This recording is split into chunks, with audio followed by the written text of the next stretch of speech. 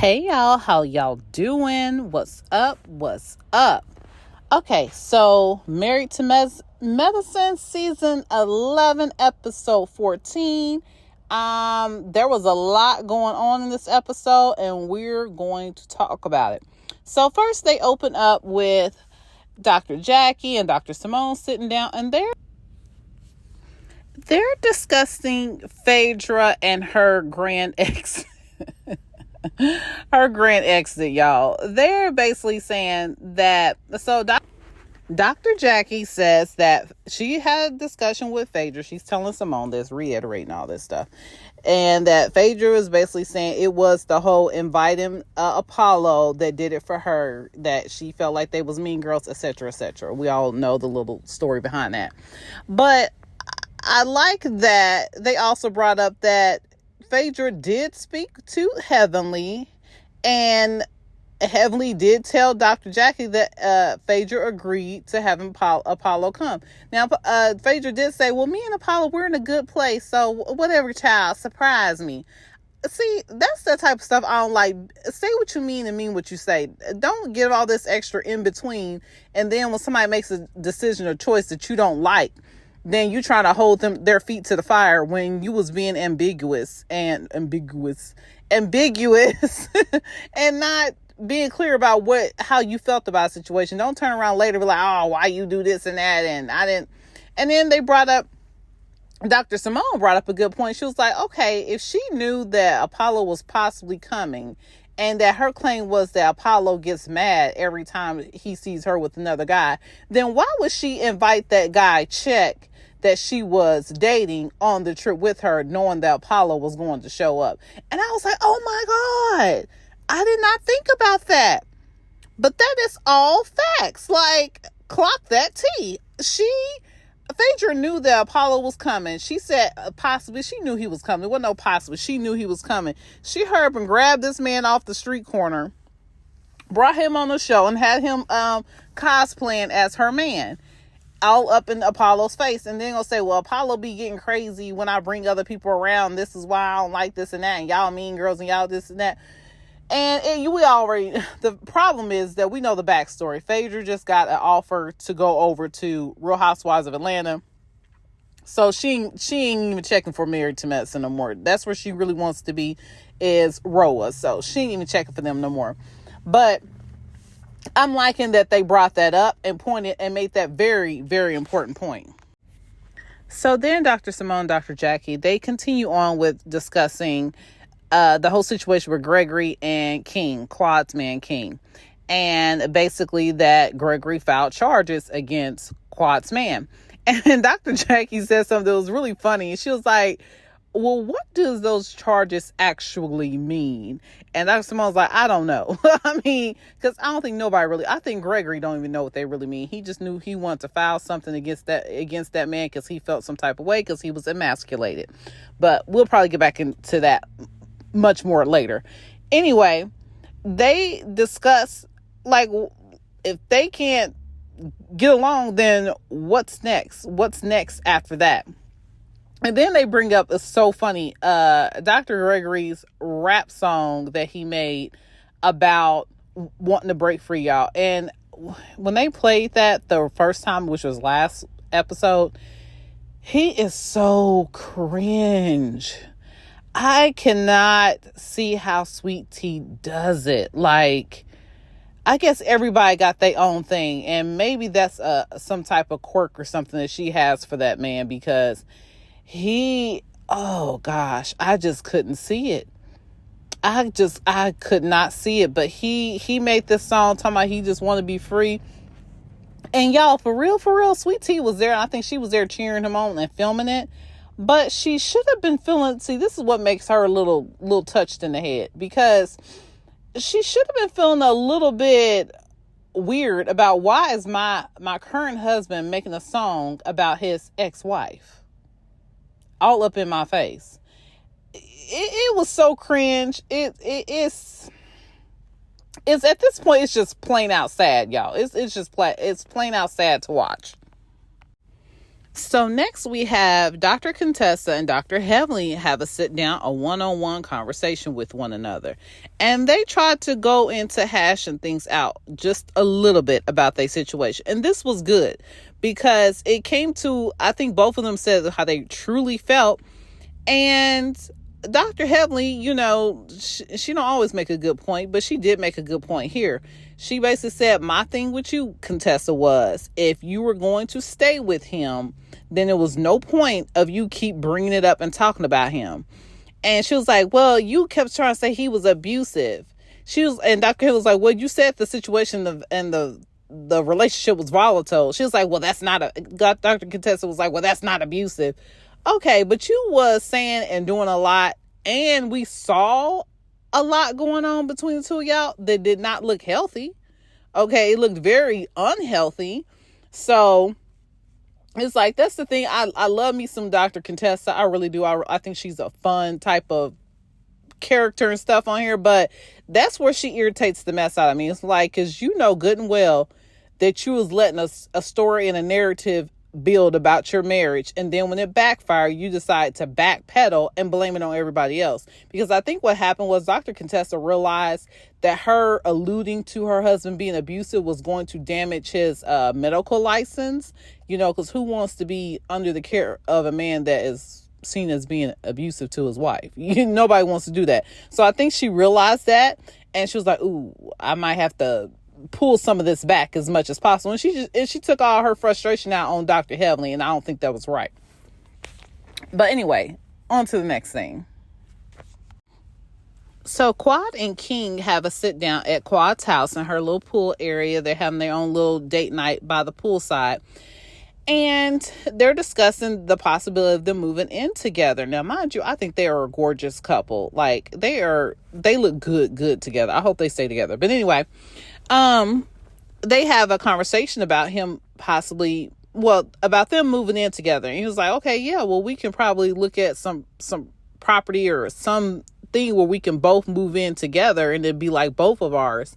And Quad's like, well, why can't you just move in here? And King is like, that's not the way things are done. And she was like, well, I think that's more of your ego. He's like, no, I just feel like there's a natural order of things. And Quad's position is that she doesn't want to be in a position where someone has the ability to, like her ex-husband did, hold over her head that, oh, you live in my house, you need to be following my rules, etc., etc. But I'm like, this is a different situation, Quad, because he's saying to you, why don't we both get something together, and then that way it's basically under both of y'all ownership. And then he said to her, King said to Quad, it's like, well, you could just rent your place out. He's basically telling her, like, you can keep your place. I don't have a problem with you keeping your place, and maybe even me keeping mine, and we move in together. And I think that's smart. That's the responsible way of handling it. If we want to move in together, let's move into a neutral ground where I'm not moving into your stuff and you're not moving into mine, where at any time you feel some type of way, you're going to let slip out your mouth, well, you in my MF house. You know how people do sometimes. In the heat of the moment, like everything going right and great with y'all now, because y'all not in each other's face all the time. But if things get a little sour, I get a little tired of waking up smelling each other's breath first thing in the morning, then people going to start talking slick at the mouth. So I think it's smart to get a neutral place, the both of y'all move into there, and then do a little like trial run on staying and living together, So I thought it made sense. So, but we'll see how it plays out between the two of them. I think Quiet really feels like she accomplished something by buying the house that she brought. I mean, she's even said that herself, and I think she don't really want to let that go, which she shouldn't. Like he said, she can rent it out. I think that's what Portia did with her house that she was in before she married Simon, and I think supposedly her mom stays there. But anyway, I think that's smart if you can afford to do that. Now, I mean, everybody can afford to be paying mortgages at two separate places, but yeah, if you can afford it, why not do it? Okay, so this next thing, it's Dr. Simone and her husband. They go over to their son's apartment.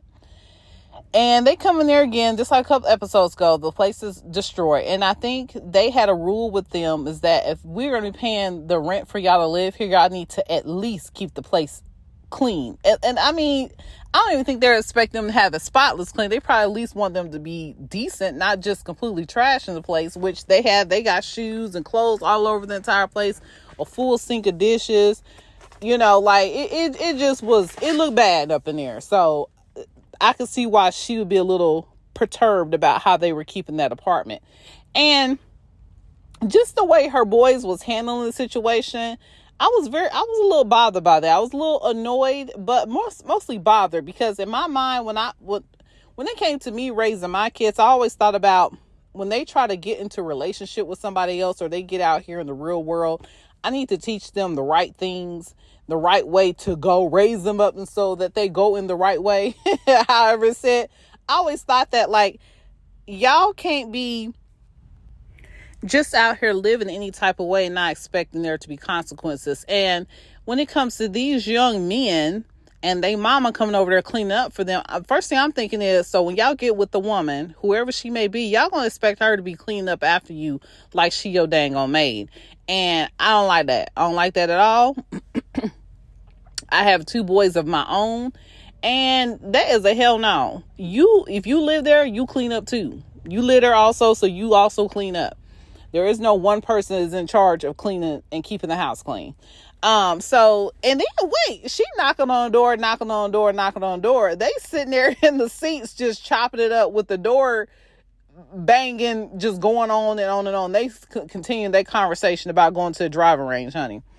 And she finally comes, she was like, y'all didn't hear me knocking at the door? They was like, yeah, but we was talking. Excuse me? You're talking, and you ain't gonna let me into a place that I am paying the bill for? Because you're talking, you gonna leave me outside and not gonna chat?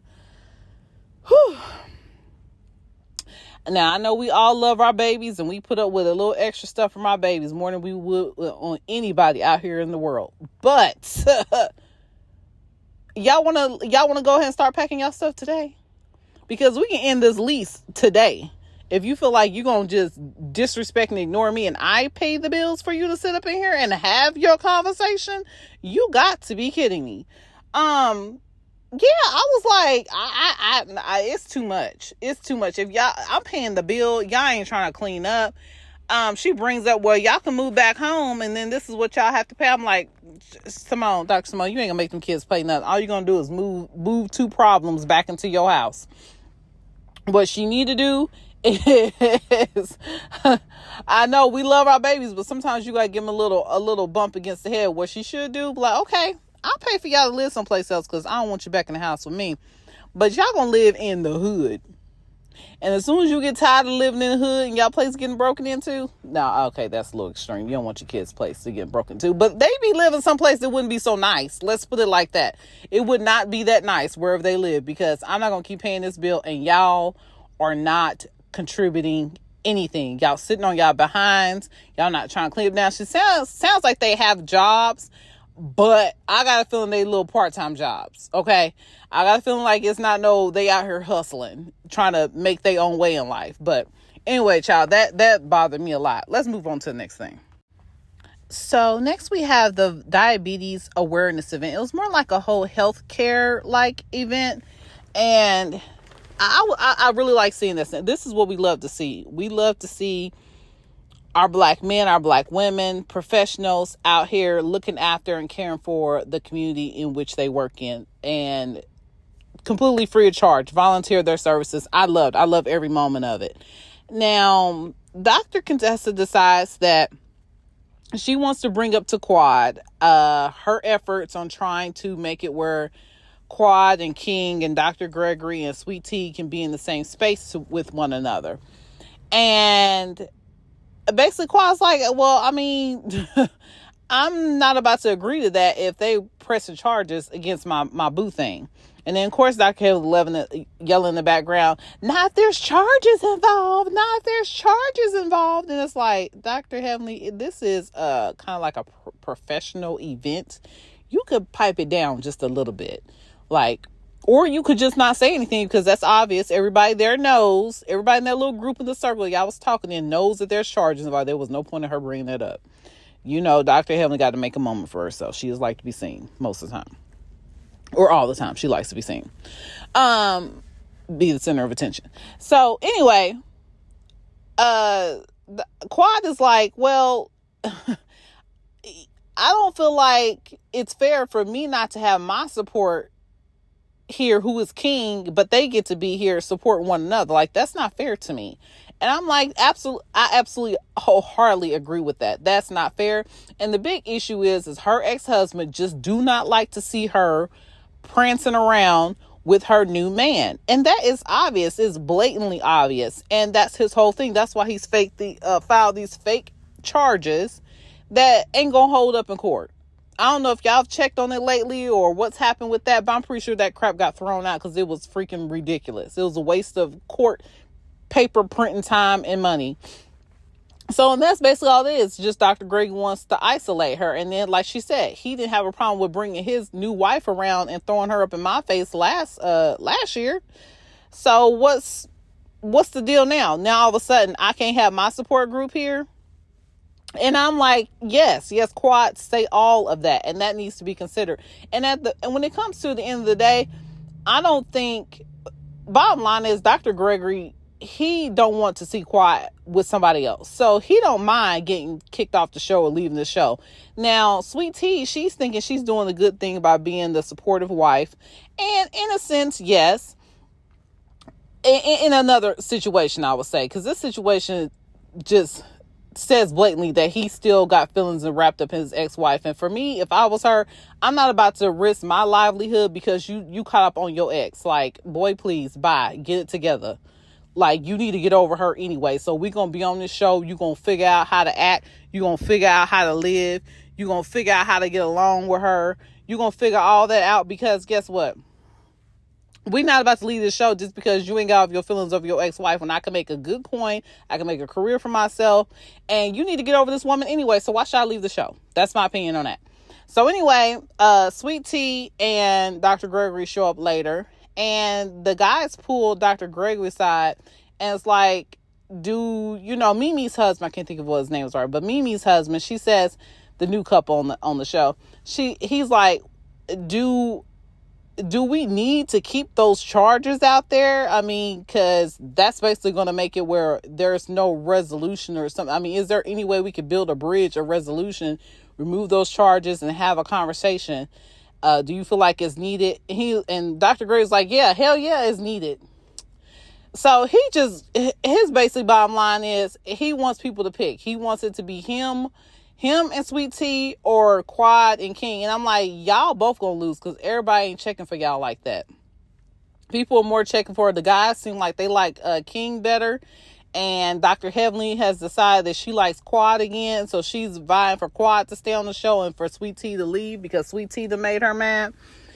So, yeah, y'all force people to choose and y'all on the losing end of that choice. Sorry to say. So they show that, next episode is going to be the season finale. And they're showing that it's going to be basically Toya and her husband's anniversary party. So that is all good and dandy, but if we're going to be talking about the same thing, which it looks like that's what we're going to be doing, talking about the whole Quad versus Sweet Tea and Dr. Gregory versus King, and we need to pick sides. We want to pick, like, y'all, that's kind of a weak ending to this whole entire season. And that says a lot. That says that they did poor planning on building other storylines and other supporting stories that were strong enough so we can end out with a little bit of a bang. Because to me, that's a very poor and weak segue into the next season, to season 12. And I'm like, y'all better be coming with it, coming with all the things for the reunion, because if this is the way this season is going to end, the reunion better be damn good, because otherwise this is boring. And then already they're saying pretty much Phaedra will not be there at the reunion. We kind of expected that. But then Sweet Tea is trying to say that she don't want to really come to the reunion either. So that's not going to be good, because at least we need to have some type of culmination or discussion with Sweet Tea and Dr. Gregory and King and Quad, because that's what basically y'all put so much weight on this season, so we need to have that wrapped up and discussed at the reunion, or it's gonna fall flat. But anyway, y'all let me know what y'all think about this last episode, and are you here for Quad and King Stan or for Gregory and Sweet Tea Stan? I think I already know what y'all gonna say, but we're gonna talk about it anyway. Okay, y'all, so y'all have an awesome, amazing day, and I will chat with you guys later. Bye bye for now. Did you know that? I didn't know that. No, you know. Oh.